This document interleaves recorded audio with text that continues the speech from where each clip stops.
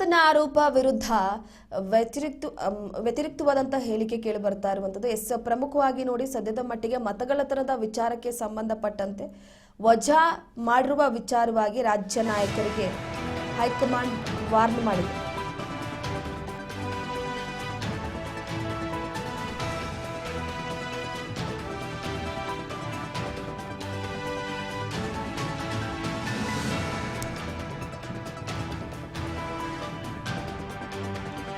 Kick out ಮೂಲಕ ಇನ್ನುಳಿದವರಿಗೆ ಸಂದೇಶವನ್ನ ರವಾನೆ ಮಾಡಿದ್ರ. ವಜಾ ಮೂಲಕ ರಾಜ್ಯ ನಾಯಕರಿಗೆ ಹೈಕಮಾಂಡ್ ವಾರ್ನ್ ಮಾಡಿರುವಂತದ್ದು. ಪಕ್ಷಕ್ಕೆ ಡ್ಯಾಮೇಜ್. ನಾಯಕರ ವಿರುದ್ಧ ಹೇಳಿಕೆಯನ್ನ ಕೊಟ್ರೆ ತೀಕ್ಷ್ಣ ಎಚ್ಚರಿಕೆಯನ್ನ ರವಾನಿಸಿದ್ದಾರೆ ಕಾಂಗ್ರೆಸ್ ನಾಯಕರು.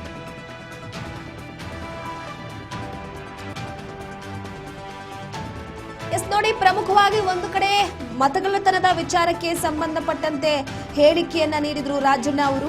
ಈ ಹಿನ್ನೆಲೆಯಲ್ಲಿ ಒಂದು ಕಡೆ ರಾಹುಲ್ ಗಾಂಧಿ ಅವರು ಮತಗಳ್ಳತನದ ವಿಚಾರಕ್ಕೆ ಸಂಬಂಧಪಟ್ಟಂತೆ ರಾಜ್ಯಕ್ಕೆ ಆಗಮಿಸಿ ಬಿಜೆಪಿ ಸರ್ಕಾರದ ವಿರುದ್ಧ, ಅದರ ಜೊತೆಗೆ ಚುನಾವಣಾ ಆಯೋಗದ ವಿರುದ್ಧ, ರಾಜ್ಯದಲ್ಲಿರುವಂತಹ ಬಿಜೆಪಿ ಮಹದೇವಪುರದಲ್ಲಿ ಆದಂತಹ ಒಂದು ವಿಚಾರಕ್ಕೆ ಸಂಬಂಧಪಟ್ಟಂತೆ ತೀಕ್ಷ್ಣವಾಗಿ ವಾಗ್ದಾಳಿಯನ್ನು ನಡೆಸಿದ್ರು. ಸೊ ಎಲ್ಲೋ ಒಂದು ಕಡೆ ಇದಾದ ನಂತರವಾಗಿ ರಾಜಣ್ಣ ಅವರು ನೀಡಿದ ಹೇಳಿಕೆ ಕಾಂಗ್ರೆಸ್ ಪಕ್ಷಕ್ಕೆ ಡ್ಯಾಮೇಜ್ ಅನ್ನು ತರುವ ರೀತಿ ಆಗಿತ್ತು. ಹಾಗಾಗಿ ಎಲ್ಲೋ ಒಂದು ಕಡೆ ಸದ್ಯದ ಮಟ್ಟಿಗೆ ರಾಜಣ್ಣ ಅವರ ಸಚಿವ ಸ್ಥಾನಕ್ಕೆ ಕುತ್ತು ಬಂದಿರುವಂತದ್ದು. ವಜಾ ಮಾಡುವ ಮುಖಾಂತರವಾಗಿ ರಾಜ್ಯ ನಾಯಕರಿಗೆ ಹೈಕಮಾಂಡ್ ಈಗ ವಾರ್ನ್ ಮಾಡಿದೆ. ಸ್ಟ್ರಿಕ್ಟ್ ವಾರ್ನ್ ಅಂದ್ರೆ ಇನ್ನುಳಿದಂತವರಿಗೆ ಸಂದೇಶವನ್ನ ರವಾನೆ ಮಾಡಿರುವಂತದ್ದು.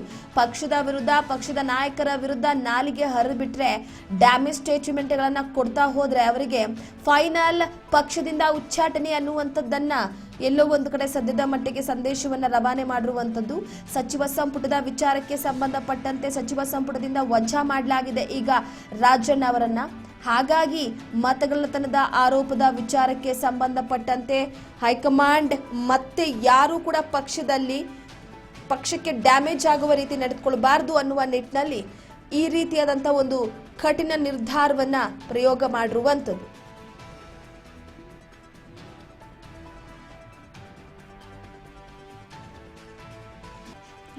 ಪ್ರಮುಖವಾಗಿ ಒಂದು ಕಡೆ ಸದ್ಯದ ಮಟ್ಟಿಗೆ ಈಗಾಗಲೇ ರಾಜಣ್ಣ ಅವರ ಉಚ್ಚಾಟನೆಯ ವಿಚಾರವಾಗಿ ಪಕ್ಷದಲ್ಲಿ ಒಂದು ಕಡೆ ಸ್ವಲ್ಪ ಭಯದ ವಾತಾವರಣ ಇದ್ದೇ ಇರುತ್ತೆ.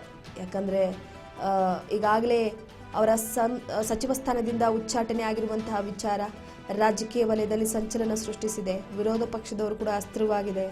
ಇದು ಒಂದು ಕಡೆ ಮತ್ತಷ್ಟು ಸಚಿವರಿಗೆ ವಾರ್ನ್ ಕೂಡ. ಇತ್ತೀಚೆಗೆ ಸಾಕಷ್ಟು ಸಚಿವರು ನಾಲಿಗೆಯನ್ನು ಹರಿಬಿಡ್ತಿದ್ರು. ಅವರೆಲ್ಲರೂ ಕೂಡ ಬಾಯಿ ಮುಚ್ಚಿಸೋದಕ್ಕೆ ಸಚಿವ ಸಂಪುಟದ ವಜಾದ ವಿಚಾರಕ್ಕೆ ಸಂಬಂಧಪಟ್ಟಂತೆ ಈ ಒಂದು ಪ್ರಯೋಗವನ್ನು ಮಾಡಿದೆ ಹೈಕಮಾಂಡ್.